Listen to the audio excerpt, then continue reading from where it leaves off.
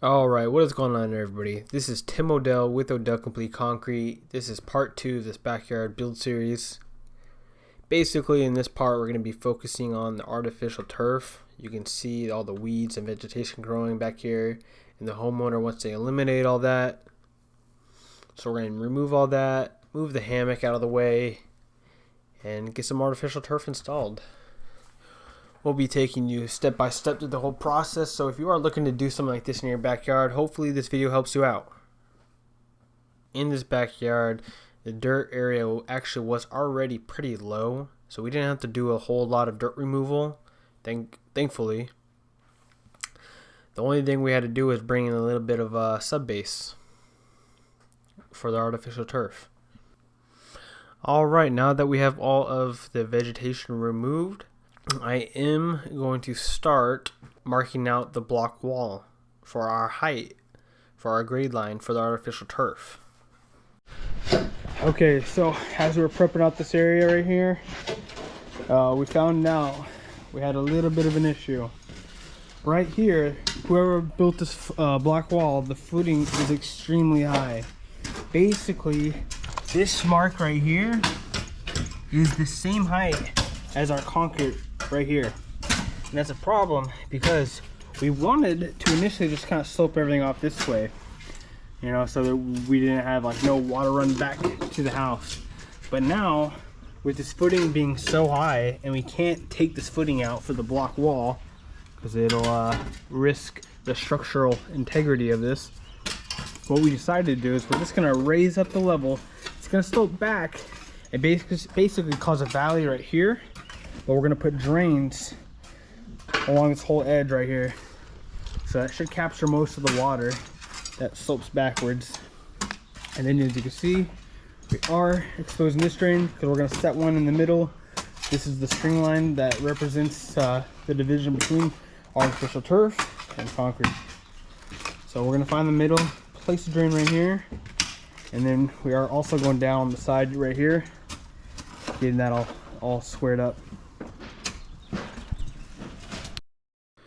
So if you haven't seen part 1 of this build series, I would definitely recommend go check that out, because we do show the concrete pour of that side yard and getting all the drains established over there. But you can also see the drains that we're putting right over here, where I was saying that there's going to be a valley because of the way this block wall is built. I couldn't grade the turf to go towards the wall, so basically it's just going to valley towards these drains. And you can also see I did compact the sub base, and we are bringing in a 3/4 inch rock base, or I'm sorry, this is a 1/8 recycled concrete base. And this stuff gets pretty hard, which is ideal for artificial turf. We also did tape the drains with some red tape, as you can see, because we didn't want any of our base getting inside of our drains. As we did go down this area, we are grading it out, and you can see the concrete has been poured in the background.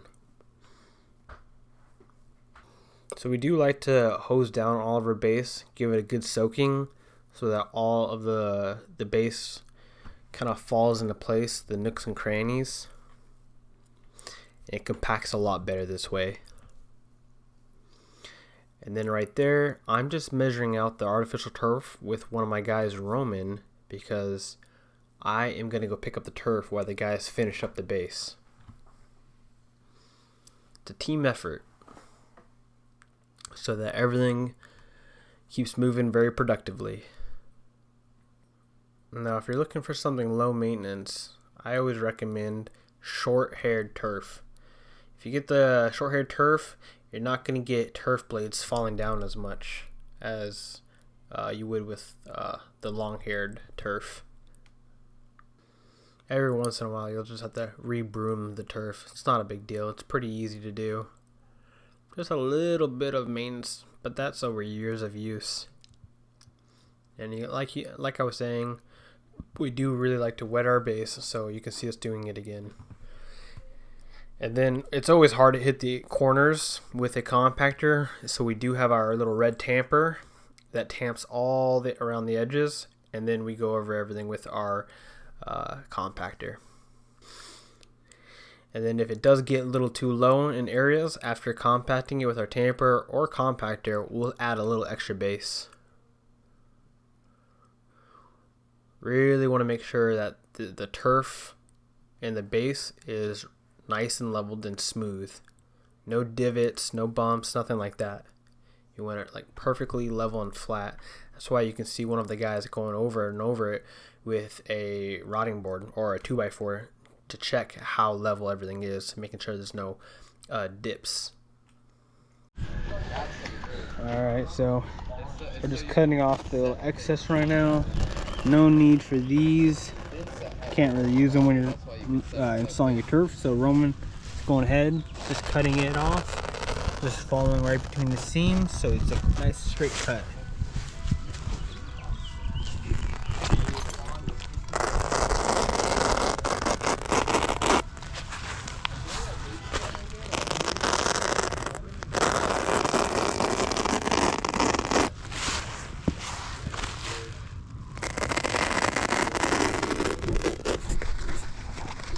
Also, like I was saying, the reason why we are letting this turf sit out in the sun is if we did go ahead and install this as is without it heating up a little bit before, what would happen is when it did get really warm, the turf's going to expand because, you know, it's made of plastic. So what's going to happen, it's going to expand and you're going to be able to see wrinkles in the turf.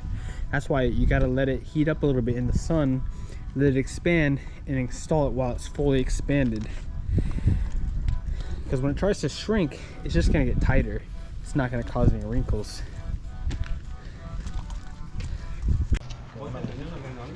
Oh, that's so depressing. It was literally 2 foot off. Basically what I was saying right there was I was 2 foot off on this artificial turf, so I ended up having to go buy more turf.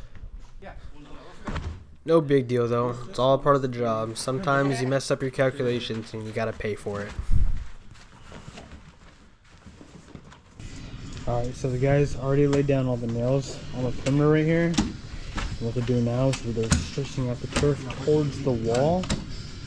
As you can see, Roman's using his little knee kicker or carpet puller, pulling all the turf towards the wall, and then he's staking some nails so that it holds those positions.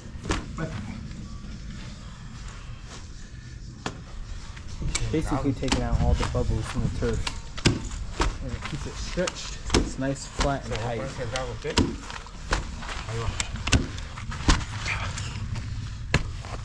Mira, sí, ahí está. ¿Hasta ahí llega? Sí, hasta ahí. Mira, mira. Ahí está. Ahí vamos a averiguar. Oh yeah. Oh, does it show the turf in your hand? So I don't get hurt. Yeah, that's a Get smart poked idea. in the middle. Yeah, especially because this is a footing, and this guy is driving the nails through the concrete footing. So it helps. Yeah, because there's been times, I've done it, you smash it down, and it, oh god, you got a fat bruise on your palm now. That's a smart technique right there. All the turf layers are going to see that and like, oh man, that's chingon. Right? Way fast. Oh, dude, What do you guys think about Jose's technique? Pretty slick, huh?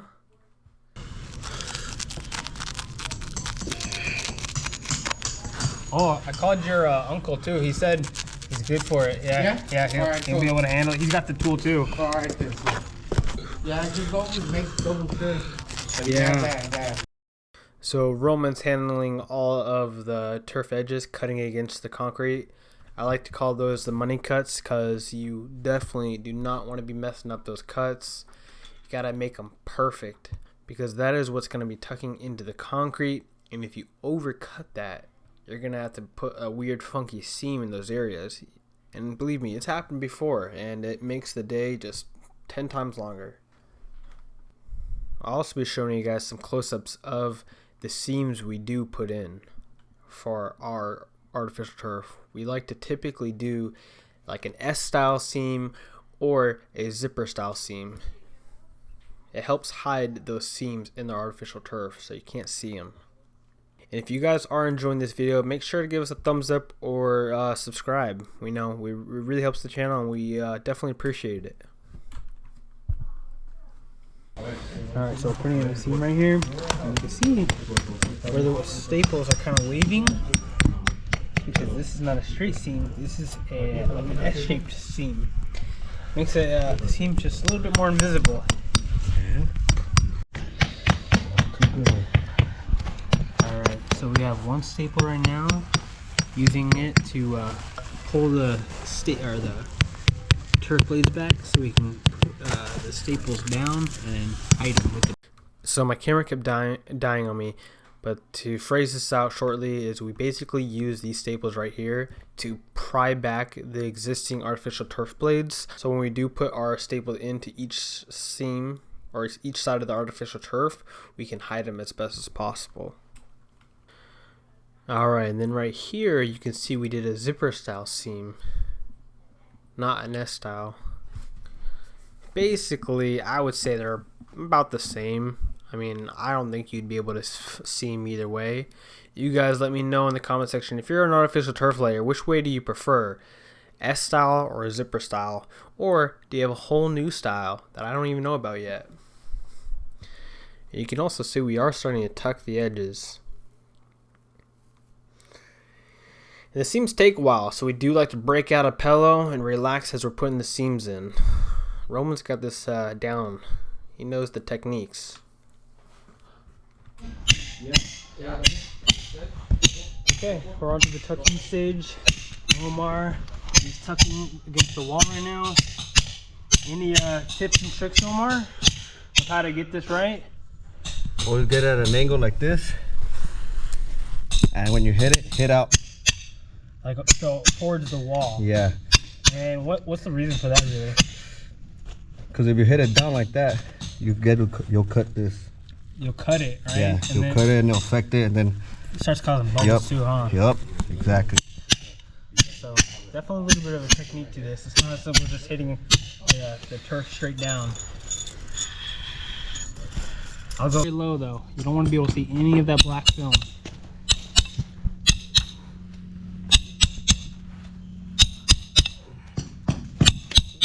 A little bit deeper.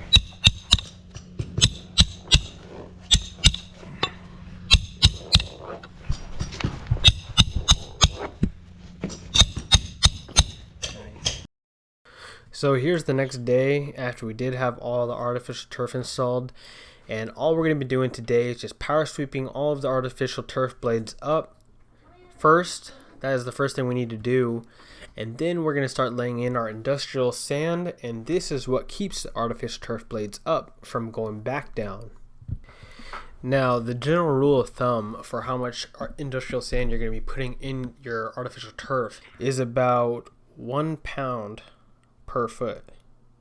Once you do have all of your industrial sand laid out, next thing you're going to do is you're going to power sweep all the artificial turf again, because this is going to help spread all of the sand into all the little nooks and crannies of the artificial turf, and then you're just going to blow the excess off.